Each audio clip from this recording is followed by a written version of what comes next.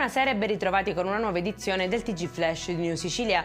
In apertura arriva la condanna per Marcello Grasso, il neuropsichiatra 74enne accusato di violenza sessuale su 3 donne, che dovrà scontare 9 anni e mezzo di reclusione.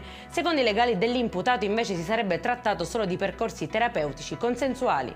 Rapina all'Arenella di Palermo, 2 malfattori picchiano a sangue 3 giovani e poi fuggono via col bottino. In mano ai militari le indagini del caso per inchiodarle le loro responsabilità.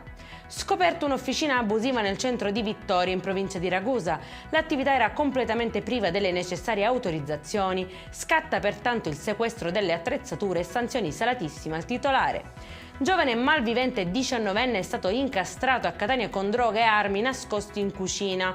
Per lui scattano gli arresti domiciliari, sopra un pensile sono state trovate 82 munizioni. E in chiusura il meteo sarà un weekend all'insegna del bel tempo. Domani infatti non è prevista alcuna allerta e il sole sarà il protagonista. Per questa edizione è tutto, prossimo appuntamento domani alle 13:30. Buona serata.